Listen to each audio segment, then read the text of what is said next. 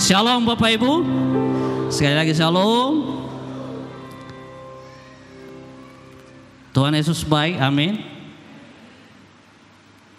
Kalau engkau banyak masalah, Tuhan Yesus tetap baik, amin. Tuhan Yesus tetap baik Bapak Ibu, apapun persoalan hidup kita. Hari ini kita belajar Bapak Ibu kebenaran firman Tuhan yang akan menguatkan kita.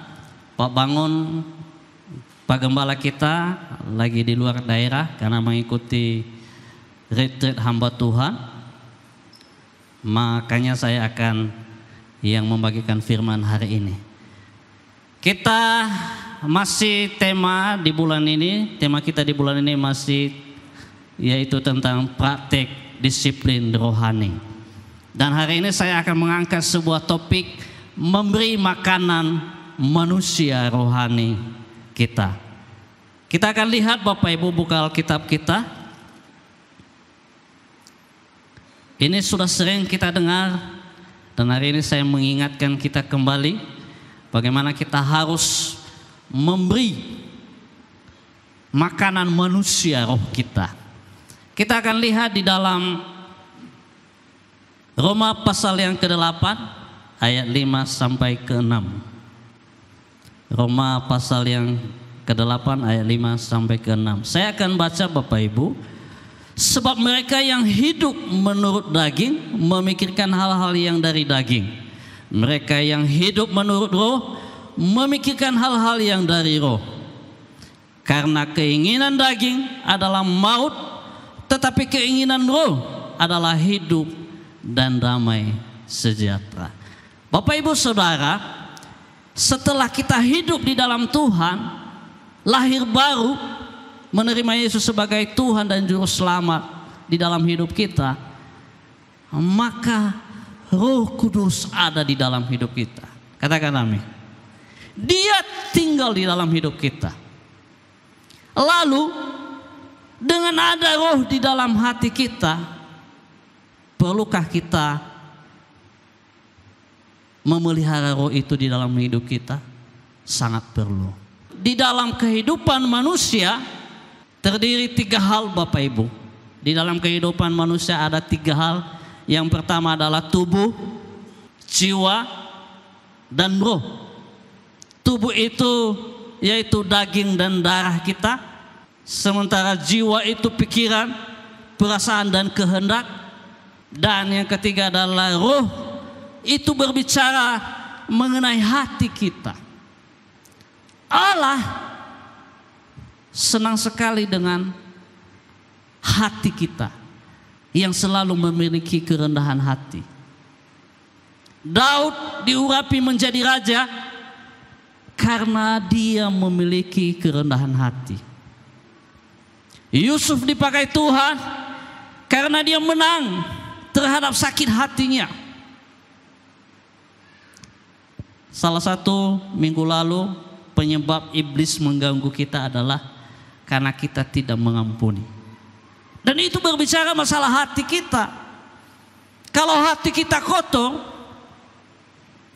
maka percayalah hidup kita akan terganggu. Dan hubungan kita dengan Allah pasti akan terganggu. Itulah sebabnya Bapak Ibu, perlu sekali kita memberi makanan rohani kita, manusia rohani kita ini perlu kita beri makan supaya tetap tumbuh sehat dan kuat,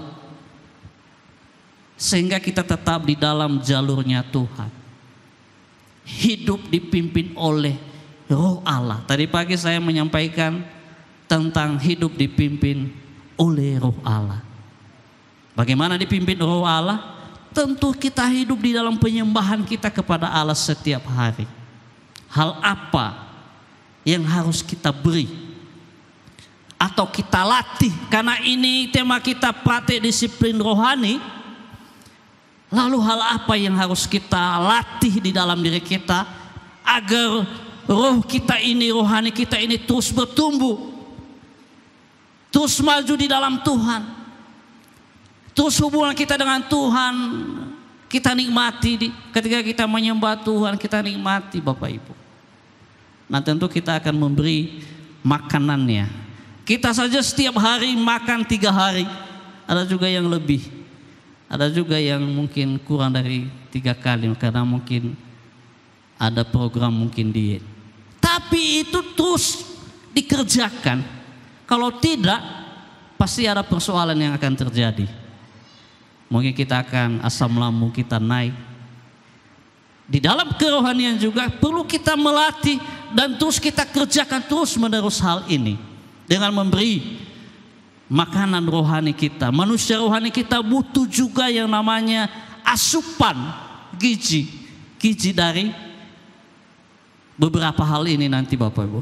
Kita akan lihat di dalam Matius pasal yang keempat ayat 4. Di situ dikatakan, tetapi Yesus menjawab, ada tertulis, manusia hidup bukan dari roti saja, tetapi dari setiap firman yang keluar dari mulut Allah. Ketika Yesus dicobai oleh iblis, iblis berkata, ini batu jadikan menjadi roti. Karena iblis tahu Yesus sudah lapar. Lalu apa kata Yesus? Bahwa manusia hidup bukan dari roti saja, tetapi dari setiap firman yang keluar dari mulut Allah. Hal yang pertama kita berikan untuk makan rohani kita adalah merenungkan firman Tuhan serta melakukannya. Katakan amin. Kita latih terus itu. Kita beri makanan rohani kita setiap hari dengan merenungkan firman dan melakukannya. Di dalam Mazmur pasal 119 ayat 105 berkata, firman-Mu itu pelita bagi kakiku dan terang bagi jalanku. Kalau pelita itu berarti dia sedang menerangi jalan kita. Dia sedang menuntun kita ke arah yang lebih baik. Kenapa banyak orang melakukan tindakan yang salah? Jangan-jangan firman Tuhan dia tidak hidupi. Jangan-jangan dia bersandar kepada pengertiannya. Seperti yang ada di dalam Amsal pasal 3.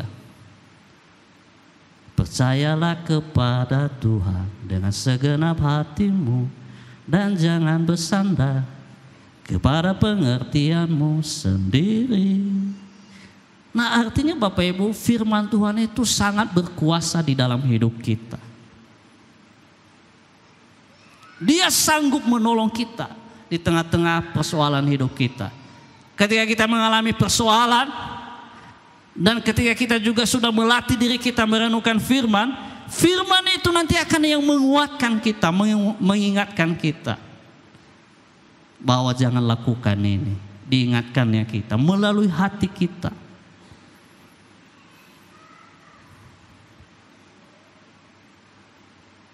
Dari dulu waktu anak-anak saya baru mulai besar dan mereka mau belajar membaca, di situ saya ajarin mereka untuk lancar membaca, bukan dengan bacaan yang dari sekolah, tapi Alkitab Bapak Ibu.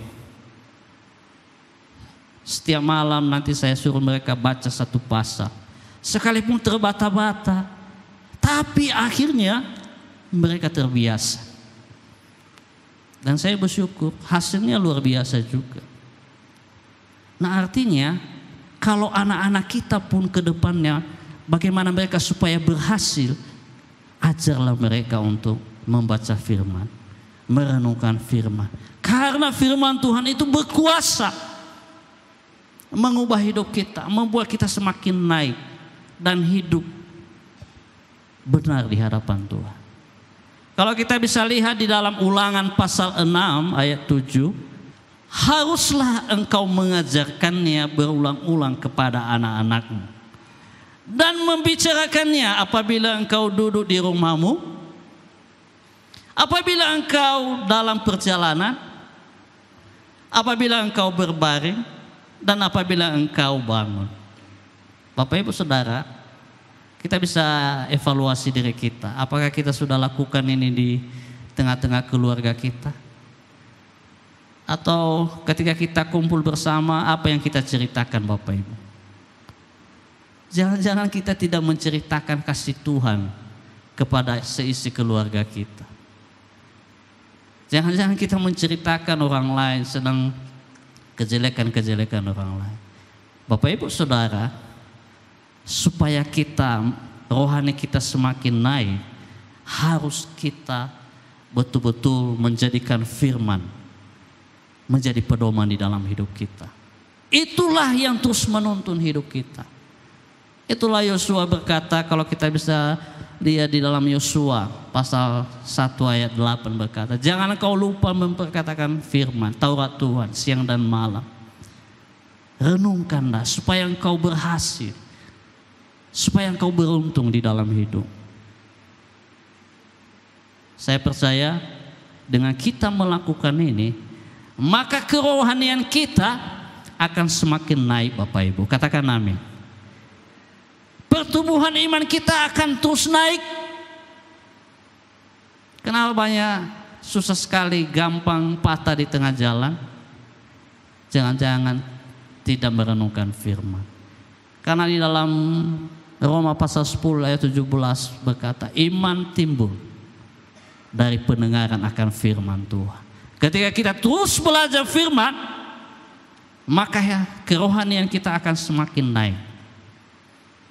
Dan orang akan melihat hidup kita betul-betul sungguh-sungguh di dalam Tuhan. Karena setiap tindakan-tindakan kita sesuai dengan firman. Kenapa banyak orang melakukan kesalahan? Jangan-jangan dia tidak belajar firman.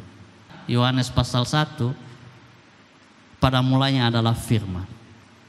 Dan firman itu bersama-sama dengan Allah. Artinya Bapak Ibu, firman itu adalah Yesus sendiri. Ketika kita belajar firman, berarti kita sedang mempelajari kehidupan Yesus. Apa yang dilakukan Yesus itulah yang kita kerjakan. Dan yakin bahwa ketika kita betul-betul hidup di dalam firman, pasti hidup kita akan semakin lebih baik. Amin Bapak Ibu. Itu hal yang pertama. Hal yang kedua, kita bisa melihat nanti di Yohanes pasal ke-8 ayat 24 berkata, Allah itu roh, dan barang siapa menyembah dia harus menyembahnya dalam roh dan kebenaran. Ayat ini menceritakan percakapan perempuan Samaria dengan Yesus. Yesus berkata, bukan lagi di Yerusalem orang menyembah Allah, tetapi dalam roh dan kebenaran. Ketika kita memberi makanan rohani kita, manusia rohani kita, hal yang kedua adalah membangun hubungan kita dengan Tuhan melalui doa dan penyembahan kepada Bapa. Bangunlah hidup kita dengan doa-doa kita. Doa kita itu membuat kita dekat dengan Tuhan. Katakan amin. Bagaimana supaya kita dekat dengan Tuhan? Terus kita bangun komunikasi kita melalui doa-doa kita kepada Tuhan. Dan yakinlah kita akan dekat dengan Tuhan. Kita tahu isi hati Tuhan. Sehingga di dalam Mazmur berkata, Mazmur 25 ayat 14 berkata, Tuhan bergaul karib dengan orang yang takut akan Dia, dan perjanjiannya diberitahukannya kepada mereka. Rupa-rupanya hanya di dalam keintiman dengan Tuhan, di situ kita dapatkan hikmat. Nggak akan kita dapatkan dari sekolah Bapak Ibu. Hikmat itu di sekolah pengetahuan Bapak Ibu. Tapi ketika kita melakukan doa-doa kita, penyembahan kepada Tuhan, pasti kita akan mengalami Tuhan di dalam hidup kita. Orang yang hidupnya senantiasa dia lakukan terus-menerus doa dan penyembahannya kepada Tuhan, saya yakin dia akan berbeda dengan orang yang tidak melakukan. Pasti akan terlihat di dalam hidupnya bagaimana dia melakukan semua pekerjaannya, bagaimana dia bisa bergaul, pasti akan terlihat Bapak Ibu. Doa dan penyembahan kita mendekatkan kita kepada Bapa di surga. Salah satu yang membuat kita dekat dengan Bapa di surga melalui doa kita. Dan juga Bapak Ibu, salah satu yang membuat kita dekat dengan keluarga kita ketika kita selalu berdoa bersama. Katakan amin. Kalau engkau suami istri, mau hubungan suami istri keluarga baik-baik saja, tidak ada persoalan, maka lakukanlah doa bersama setiap hari. Kenapa? Karena itu yang akan mendekatkan kita. Kalau engkau hari ini susah atau tidak dekat dengan pemimpinmu, atasanmu, doakanlah dia. Orang yang kita doakan itu Bapak Ibu akan membuat kita dekat dengan dia. Tapi ketika kita terus mengutuk dia, terus menghujat dia, terus kita mengatai dia dengan kesalahan-kesalahan, sampai kapanpun tidak akan pernah bisa kita dekat. Kalau engkau mau dekat dengan gembala, doakanlah selalu Bapak Gembala. Pasti Anda akan dekat dengan dia. Tapi kalau engkau tidak pernah mendoakan dia, percayalah, engkau hanya akan melihat kesalahannya, melihat mengkritik.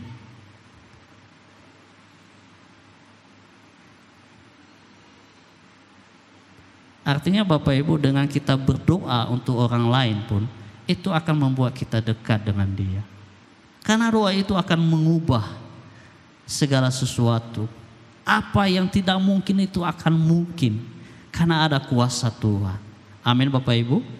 Itu hal yang kedua yang harus kita lakukan untuk kita beri makanan atau manusia rohani kita.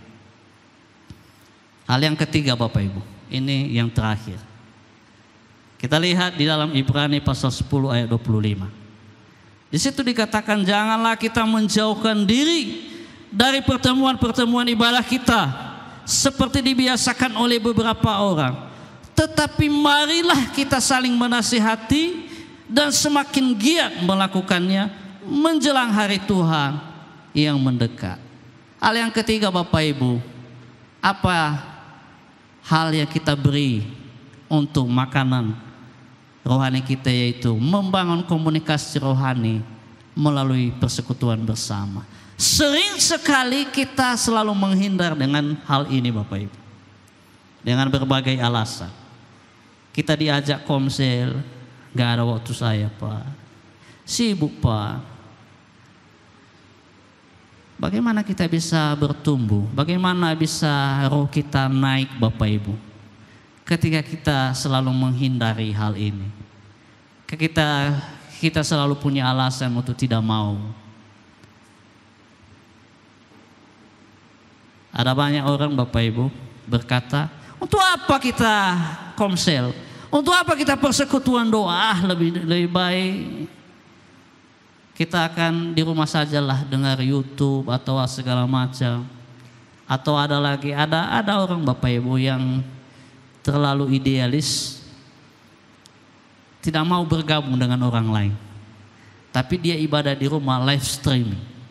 Bagaimana ada persekutuan? Bagaimana dia bisa bertumbuh kalau tidak ada persekutuan? Diakonia itu adalah mengunjungi orang, memperhatikan orang lain. Marturia bersaksi, koinonia bersekutu. Adakah orang yang bertumbuh tanpa orang lain? Kita ini manusia sosial Bapak Ibu. Kita tidak hidup sendiri, kita butuh orang lain di dalam hidup kita. Kita butuh orang menasihati kita. Makanya orang yang tidak butuh orang lain, salah satu ciri-ciri orang yang sombong. Kalau engkau merasa orang lain tidak butuh, berarti Anda sedang terperangkap dengan kesombongan. Salah satu kesombongan, ciri kesombongan adalah tidak mau dinasihati. Artinya ketika ada di komsel, kalau mungkin kita dikritik, maka kita merasa untuk apa komsel ini? ini kerjanya hanya mengkritik saya. Padahal sebenarnya belum tentu sedang mengkritik dia, sedang membicarakan dia. Karena memang itu firman Tuhan, mungkin kena sama dia. Akhirnya dia berkata, sudahlah, nggak usah lagi ikut ke komsel ini.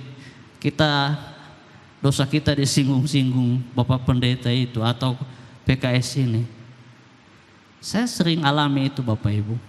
Sebenarnya saya khotbah tidak ada tujuan untuk menyindir.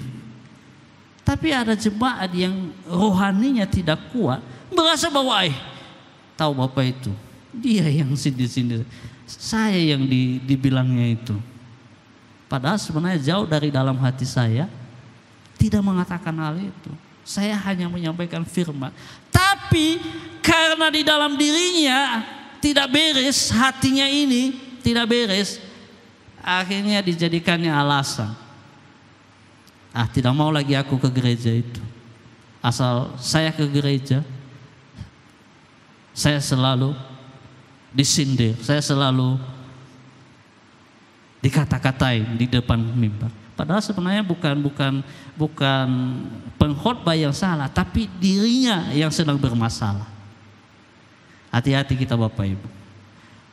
Tadi pagi saya sudah menyampaikan ciri-ciri orang yang sombong itu. Saya pernah baca buku, minimal ada 10. Hal yang pertama, orang sombong itu selalu merasa diri benar dan selalu merasa diri paling hebat. Kalau engkau hari ini seperti itu, bertobat kita. Adakah di sini Bapak Ibu? Pakai baju apa dia? Karena baju berbeda-beda Bapak Ibu. Dan yang kedua, ciri-ciri orang sombong itu tidak mau dinasehati. Akhirnya masuk jurang Bapak Ibu. Banyak orang masuk penjara, pejabat-pejabat masuk penjara karena tidak mau mendengar nasihat. Sudah diingatkan, jangan Pak, nanti salah kita Pak, jangan kita buat ini Pak, salah kita. Tapi karena tidak mau mendengar nasihat, akhirnya masuk penjara. Lalu ciri-ciri kesombongan itu lagi, tidak hidup apa adanya, selalu ditutup-tutupi Bapak Ibu. Sebenarnya dia tidak mampu, tapi dia merasa karena dia malu di depan banyak orang, lalu dibuat seperti seolah-olah dia hebat. Rupa-rupanya bukan hanya orang kaya yang sombong Bapak Ibu. Orang yang tidak punya pun kadang-kadang sombong juga Bapak Ibu. Kenapa dia sombong? Sebenarnya dia tidak mampu, tapi dia berusaha melakukannya, minjam sana hanya demi menolong saudara, padahal tidak ada uangnya. Itu ciri-ciri kesombongan Bapak Ibu. Kenapa tidak hidup apa adanya? Kalau memang tidak punya, bilang aja tidak punya. Hanya ini yang bisa saya. Tapi sering sekali kita terperangkap dengan kesombongan kita. Dan akhirnya karena kita tadi merasa mampu, akhirnya kita dikejar-kejar penagih utang Bapak Ibu. Ama kesan nih. Heso di video mo gabong inobali. Agar itai. Kenapa Bapak Ibu? Sebenarnya diawali dari kesombongan. Kita hati-hati Bapak Ibu. Kalau kita mau bangun manusia rohani kita harus betul-betul belajar untuk memiliki kerendahan hati. Kita jangan merasa diri paling di komsel-komsel. Ada lagi saya lihat lagi itu. Ada lagi di komsel merasa diri apa, tidak ada apa-apa, minder. Itu juga kesombongan juga itu Bapak Ibu. Sebenarnya di dalam dirinya yang bermasalah. Tapi dia merasa lepas faurobat dah boleh. Le level. Kita di gereja ini nggak ada yang begitu-begitu Bapak Ibu. Semua kita sama, amin. Tidak ada status sosial. Kita sama semua. Kita mau belajar bagaimana kerohanian kita bisa maju, bagaimana kita bisa membangun hidup kita di dalam Tuhan. Kita berkemenangan di dalam persoalan-persoalan kita. Saya percaya ketiga hal ini, kalau kita belajar terus memberi makanan manusia roh kita, firman Tuhan terus kita renungkan, kita lakukan di dalam hidup kita, saya percaya kita akan semakin kuat, roh kita semakin akan naik, dan kita akan terus menjadi pelaku-pelaku firman dan menjadi saksi di mana kita ada, di lingkungan kantor kita. Orang akan melihat kita, Ija Bapak Maklasi ada luar biasa, diberkati Tuhan. Dulu saya melihat dia hanya tukang jahit dulu, sekarang pengusaha besar, luar biasa, karena dia hidup di dalam Tuhan. Dan itu sebuah hal kesaksian hidup yang luar biasa. Nah, artinya Bapak Ibu, ketika kita bangun terus hidup kita melalui firman Tuhan, kita akan semakin naik. Dan yang kedua, kita akan membangun hubungan doa-doa kita, penyembahan kita kepada Tuhan, supaya semakin kita intim dengan Tuhan. Dan yang ketiga, janganlah kita meninggalkan persekutuan kita dengan saudara-saudara seiman kita. Karena dari situ kita belajar. Mungkin ada gesekan-gesekan, iya kan? Di komsel pasti ada gesekan kan? Pasti yang satu saling menceritakan. Ada kesalahan kawannya diceritakan. Tapi jangan salah Bapak Ibu. Di dalam Amsal berkata, besi menajamkan besi, sesama menajamkan. Justru dengan ada itu kita belajar untuk mengoreksi hidup kita dan untuk melakukan perubahan di dalam hidup kita. Amin Bapak Ibu. Tuhan Yesus memberkati kita. Kita berdoa.